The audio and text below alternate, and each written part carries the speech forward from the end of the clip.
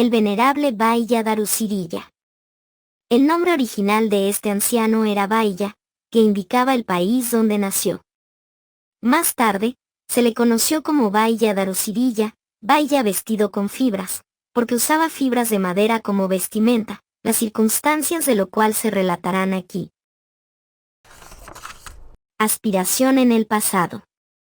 El futuro Bhaya Darusirilla nació en una familia digna en la ciudad de Asavati, durante la época del Buda Padumuttara.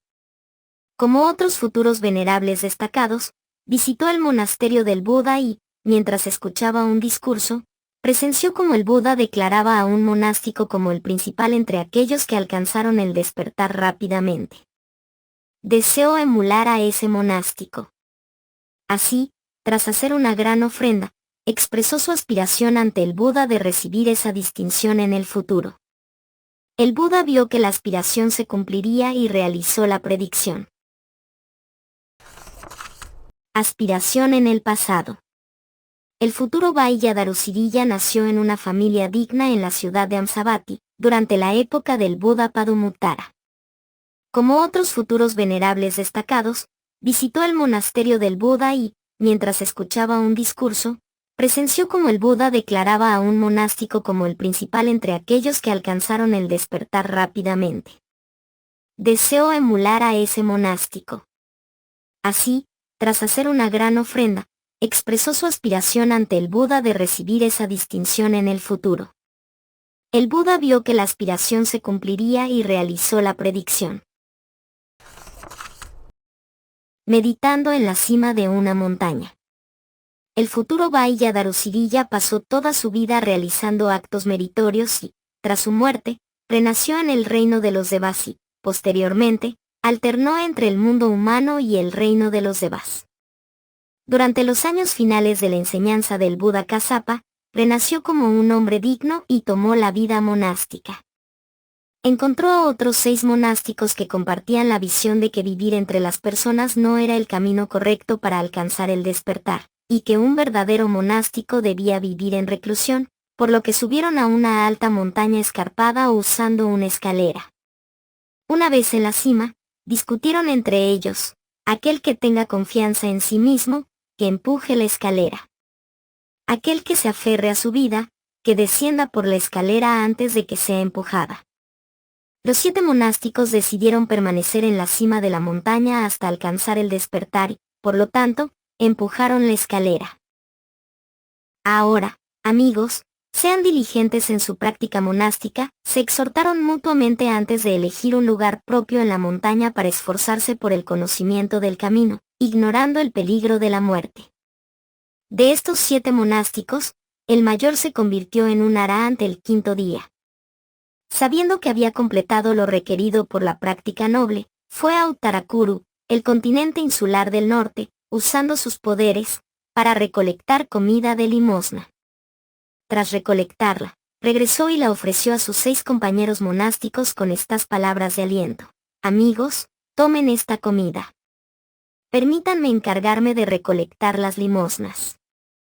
Dedíquense a su meditación.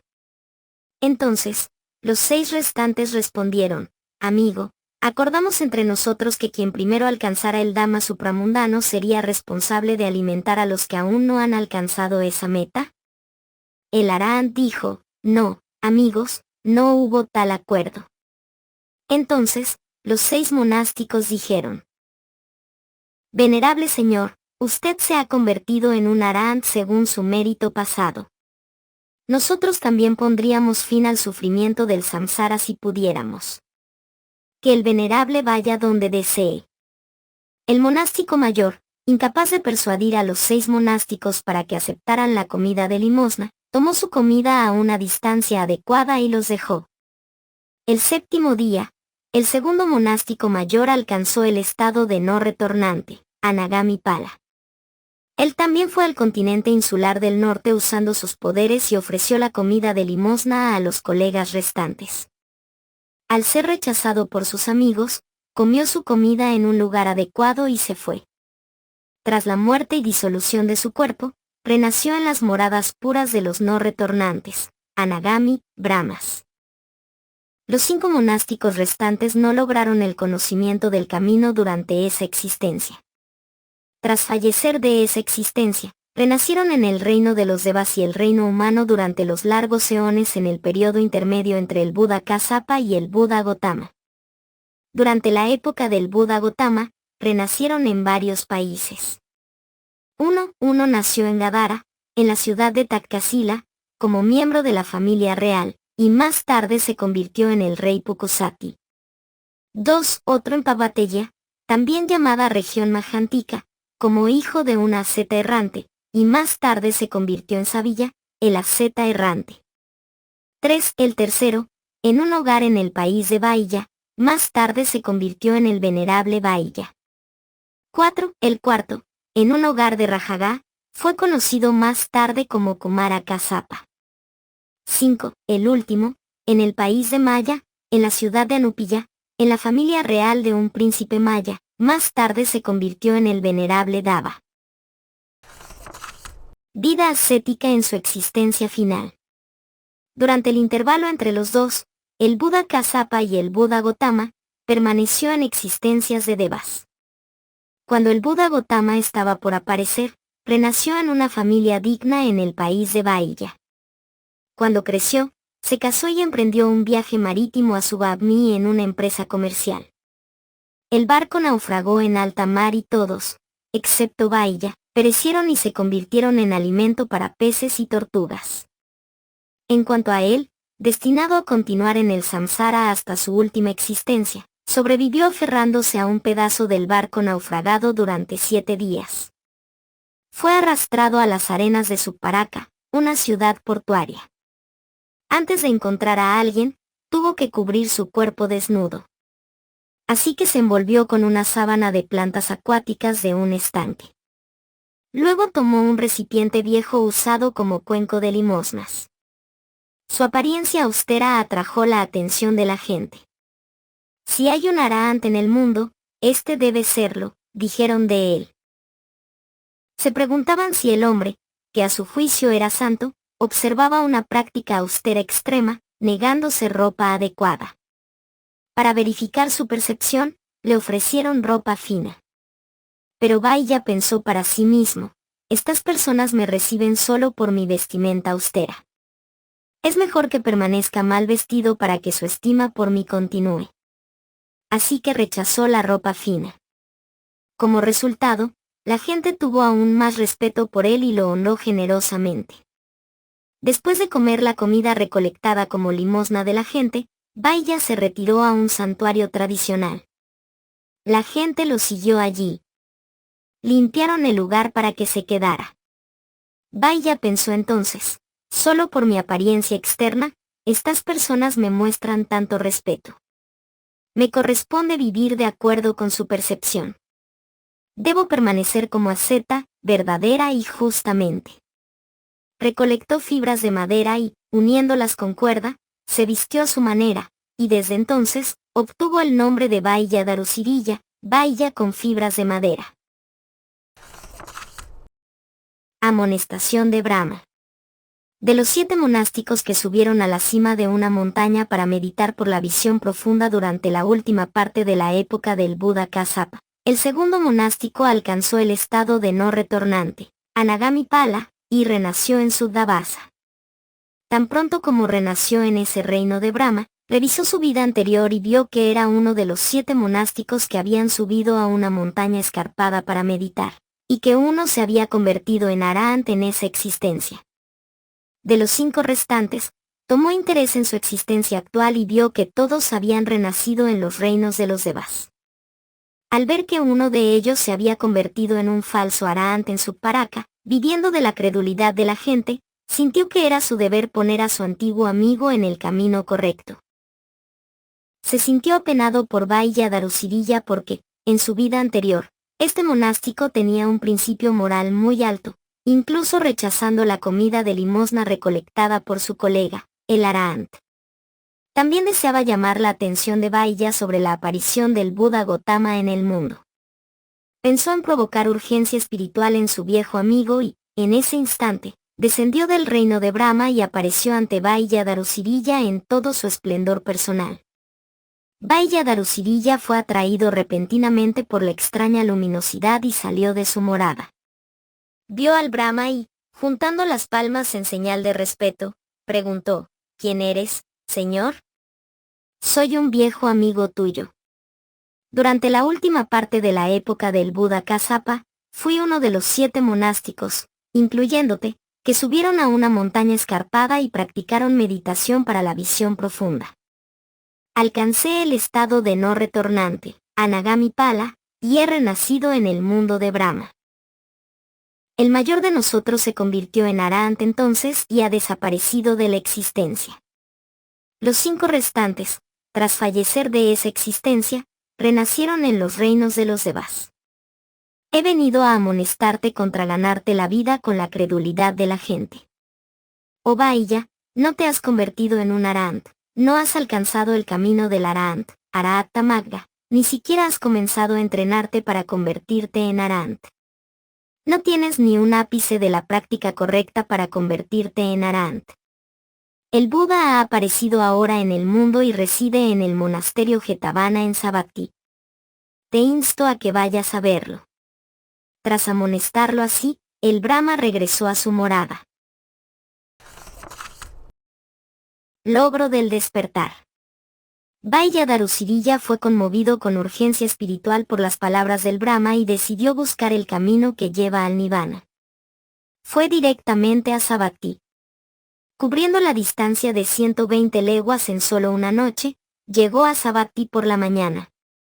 El Buda sabía que Vailla Darusirilla venía a verlo, pero viendo que sus facultades, como la fe, no estaban lo suficientemente maduras para recibir la verdad y para permitir que maduraran, retrasó la recepción de Vailla Darusirilla y fue a la ciudad a recolectar comida de limosna, acompañado por muchos monásticos.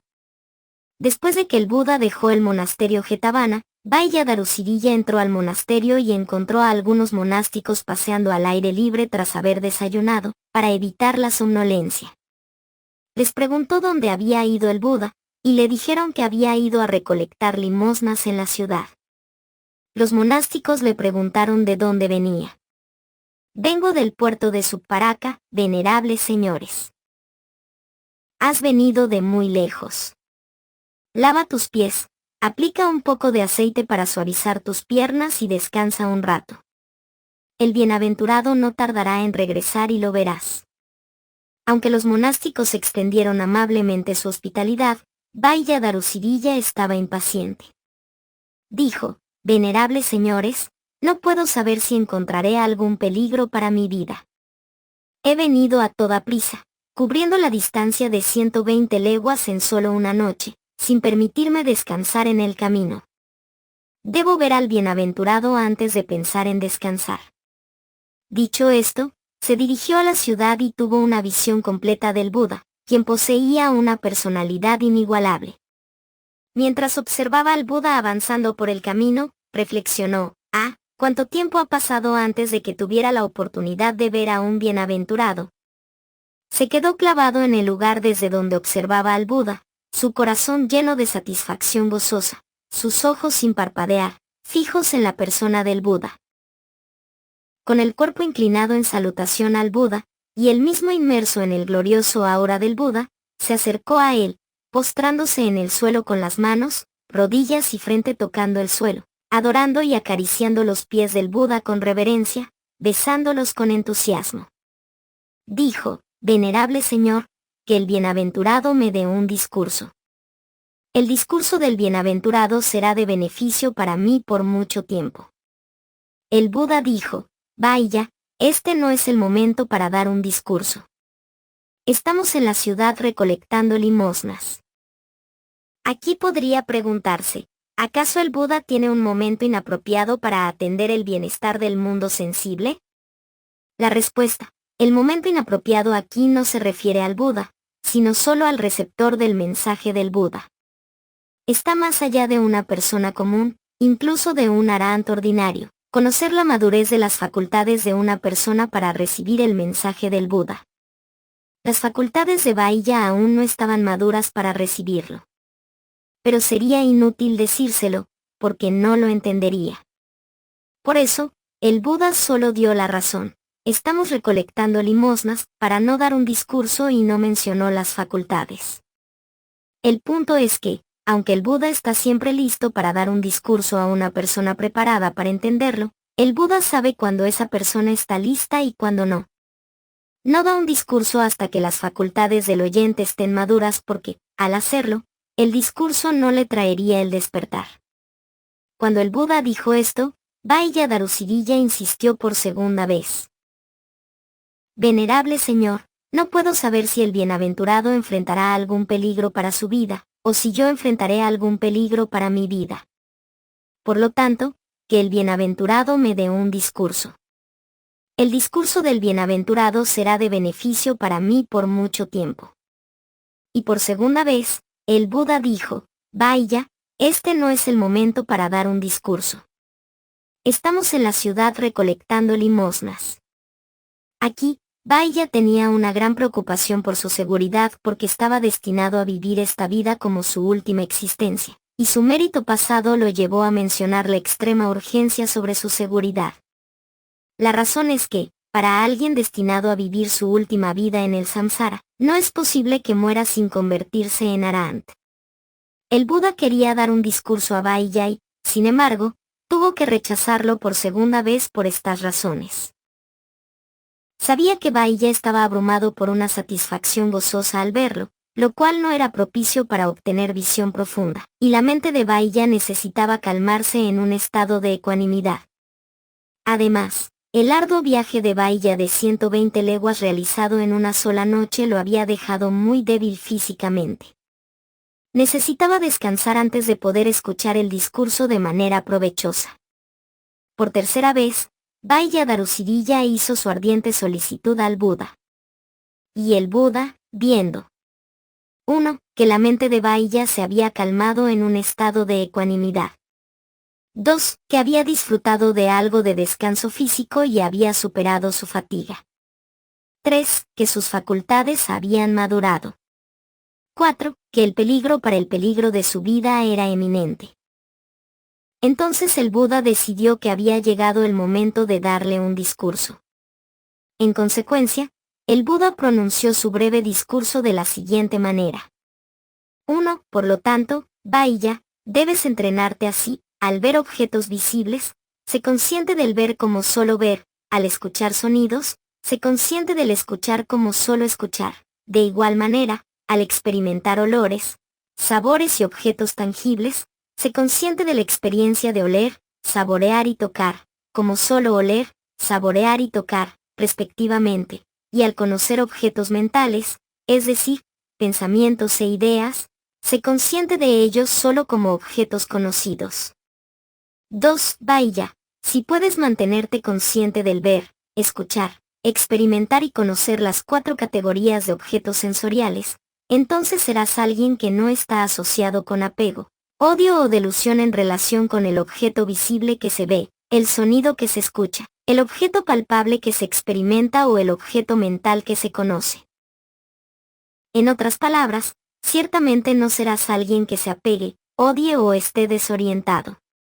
3. Bhaya, si debido al objeto visible que se ve, el sonido que se escucha, el objeto palpable que se experimenta, el objeto mental que se conoce, te vuelves no asociado con apego, odio o delusión, es decir, si realmente te has convertido en alguien sin apego, odio o delusión, entonces, Bhaya, ciertamente serás alguien que no está sujeto al deseo, la arrogancia o la visión errónea respecto al objeto sensorial que se ve, se escucha, se experimenta o se conoce. Entonces no tendrás pensamientos de, esto es mío, debido al deseo, ni el concepto de, yo, debido a la arrogancia, ni la idea persistente o el concepto de, mi yo, debido a la visión errónea. 4. Bhaya, si realmente te conviertes en alguien no sujeto al deseo, la arrogancia o la visión errónea respecto al objeto visible que se ve, el sonido que se escucha, el objeto palpable que se experimenta, el objeto mental que se conoce, entonces, Bhaya, debido a la ausencia de deseo, arrogancia y visión errónea, ya no renacerás aquí en el mundo humano, ni renacerás en los 4 destinos restantes, el reino de los Devas, los mundos inferiores, el mundo de los animales y el mundo de los petas. Aparte de la existencia actual en el mundo humano y los 4 destinos restantes, no hay otro destino para ti. La no aparición de una nueva mente y materia es el fin de los contaminantes que son sufrimiento, dukkha, y el ciclo resultante de existencias que son sufrimiento. El Buda disertó sobre la doctrina que culmina en la cesación última o nirvana, donde no quedan sustratos de existencia. Aquí, Vajradharusirilla era alguien que prefería una exposición breve, Sankita Rusipudgala. Por lo tanto, el Buda, al exponer los 6 objetos sensoriales, no entró en detalles sobre los 6, sino que combinó el olor, el sabor y el objeto tangible como objetos palpables. Así, los objetos sensoriales se agrupan aquí bajo solo 4 encabezados: lo que se ve, dita; lo que se escucha, sutta; lo que se experimenta, mutta; y lo que se conoce, viñata. Respecto a los 4 pasos en la exposición anterior, en la admonición del Buda de ser consciente solo del ver como ver, del escuchar como escuchar, del experimentar como experimentar, del conocer como conocer respecto a las 4 clases de objetos sensoriales respectivos, que son fenómenos condicionados, implica que cuando surge la conciencia visual al ver un objeto visible, cuando surge la conciencia auditiva al escuchar un sonido, cuando surge la conciencia olfativa al oler un olor, cuando surge la conciencia gustativa al saborear un sabor, o cuando surge la conciencia mental al conocer un objeto mental, solo hay conciencia y no hay apego, odio o dilución allí. El lector debe familiarizarse con la naturaleza del proceso de cognición de las 5 puertas y el proceso de la puerta mental. La conciencia visual, auditiva, olfativa, gustativa y corporal, estas 5 clases de conciencia se llaman las 5 clases de conciencia sensorial. El Buda ordenó a Vajra que se esforzara diligentemente para no dejar que el deseo, el odio y la delusión se infiltraran en los momentos de pensamiento impulsivo que siguen al proceso de cognición de las 5 puertas y los procesos de la puerta mental que surgen en el instante del surgimiento de esas 5 clases de conciencia sensorial, en cuya etapa no hay deseo, odio o delusión, sino solo cognición sensorial pura. Porque en el momento de la impulsión, la apreciación de estos objetos sensoriales tiende naturalmente a dejar entrar la codicia, el odio y la dilusión.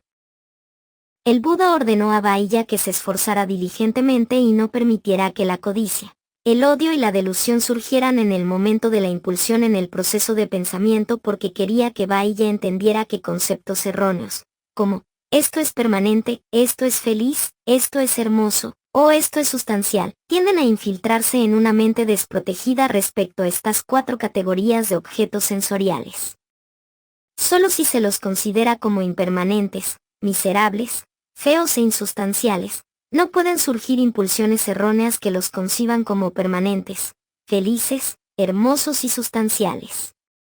Solo entonces puede surgir la visión profunda, por lo que grandes impulsiones meritorias siguen al proceso de pensamiento neutral en la etapa de cognición sensorial. El Buda advirtió a Vajra que se protegiera contra pensar erróneamente sobre los fenómenos condicionados que representan las 4 categorías de objetos sensoriales como siendo permanentes, felices, hermosos y sustanciales, y que los viera, como realmente son, como impermanentes, miserables, feos e insustanciales, y así cultivar la visión profunda para que las grandes impulsiones meritorias sigan a la cognición sensorial. Al mostrar la visión correcta respecto a las 4 clases de objetos sensoriales, que son fenómenos condicionados, como siendo impermanentes, miserables, feos e insustanciales, el Buda enseña a Vajradharusirilla las 6 etapas inferiores de pureza y las 10 etapas de visión profunda. Donde se dice: Vajra, si puedes mantenerte consciente del ver, escuchar, experimentar y conocer las 4 categorías de objetos sensoriales, que son fenómenos condicionados, a través de las 10 etapas de visión profunda y alcanzar el conocimiento del camino, entonces habrás erradicado la codicia, el odio y la delusión. No serás alguien que codicie, odie o esté desorientado. En otras palabras, estarás libre de codicia, odio y delusión. Esto indica los 4 caminos. donde se dice, los nobles, Ariya, al alcanzar los frutos nobles, Ariyapala, están completamente libres de la influencia del deseo, la arrogancia y la visión errónea, de modo que nunca conciben ningún fenómeno condicionado representado por las 4 categorías de objetos sensoriales como yo, mío, o mí mismo, punto. Esto indica los frutos nobles. Donde se dice, un Arahant, tras el momento de la conciencia de la muerte, cesa de renacer ya sea en este mundo de seres humanos o en cualquiera de los otros 4 destinos. Esto es la cesación total de los agregados de mente y materia, y se llama nirvana, sin dejar ningún rastro de los agregados. Este paso indica este nirvana definitivo, la cesación sin residuos. Vaya Darusirilla, incluso mientras escuchaba el discurso del Buda, purificó las 4 clases de moralidad monástica, y purificó la mente a través de la concentración y la visión profunda. Habiendo cultivado en ese breve momento, alcanzó el fruto del Arahant, Arahat-Tapala, con el conocimiento analítico cuádruple, Patisambhidanana. Pudo destruir todos los contaminantes, asaba, porque era una persona rara que, por mérito pasado, estaba destinada a alcanzar el despertar rápidamente, dotada de conocimiento inherente.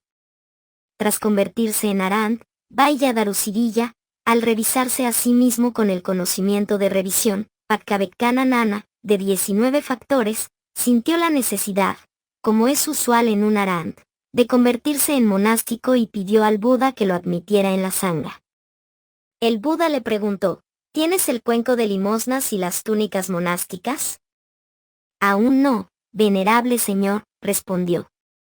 En ese caso, dijo el Buda, ve y consíguelos primero. Dicho esto, el Buda continuó su ronda de limosnas en la ciudad de Savatthi. Vaya había sido monástico durante la enseñanza del Buda Kassapa. Permaneció monástico y se esforzó por el despertar durante 20.000 años.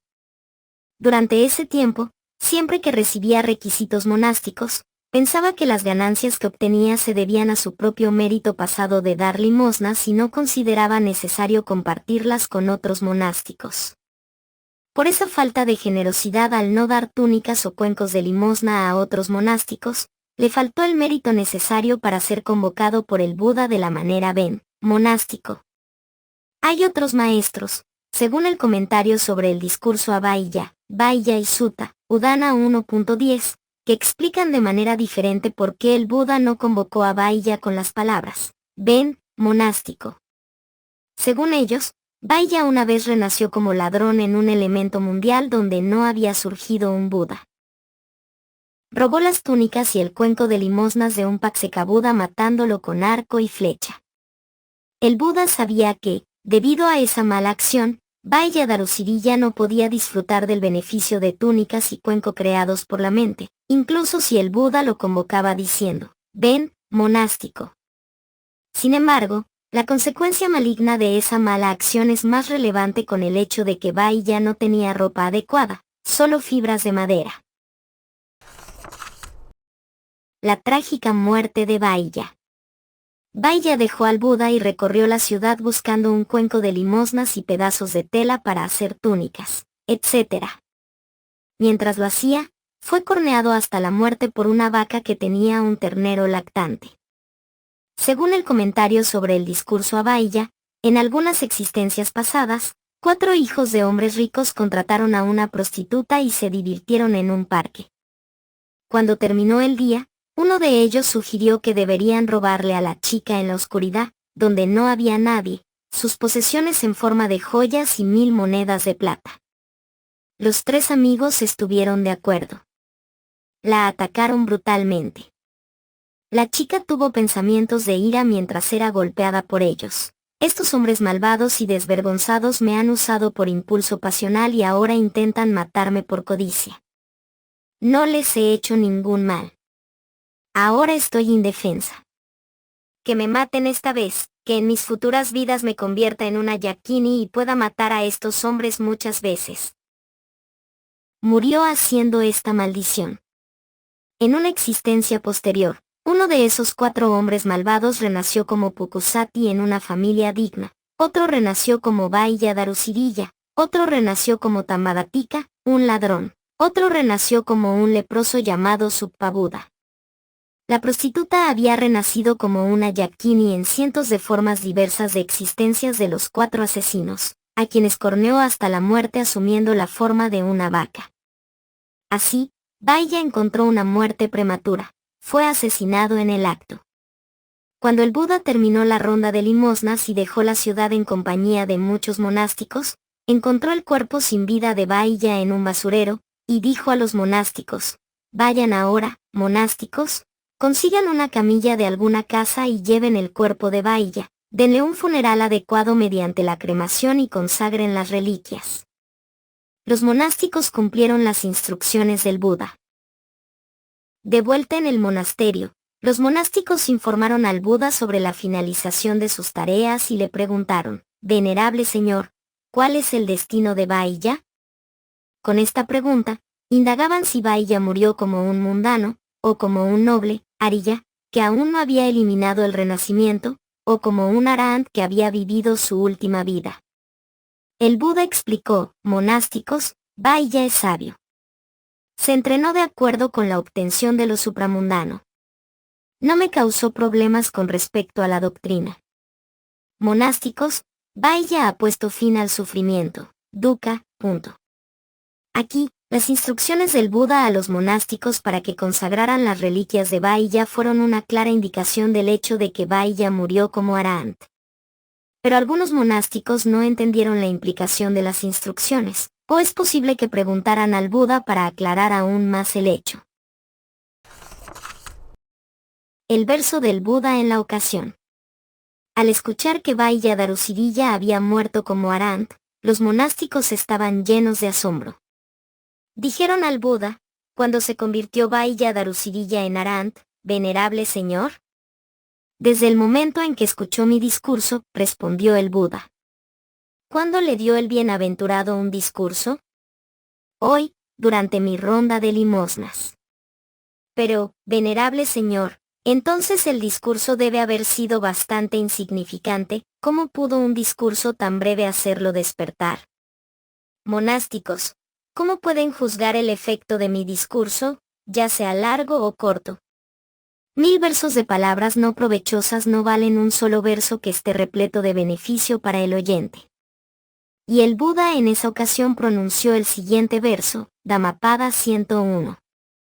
Sa samapise gata, anatapada samita, ekam gata padam seyo, yam sutva upasammati. Monásticos, mejor que 1000 versos que no conducen al conocimiento es un solo verso como. La atención plena es el camino hacia lo sin muerte. Al escucharlo, el oyente se calma. Al final del discurso, muchos seres obtuvieron diversos niveles de conocimiento del camino, como el ingreso en la corriente, Sotapattipala. Título principal alcanzado. En una ocasión, cuando el Buda estaba en medio de la congregación, declaró: «Etadakam bhikkhave mama savakanam bhikkунam kippavinnanam yadidam vaillo darucirillo».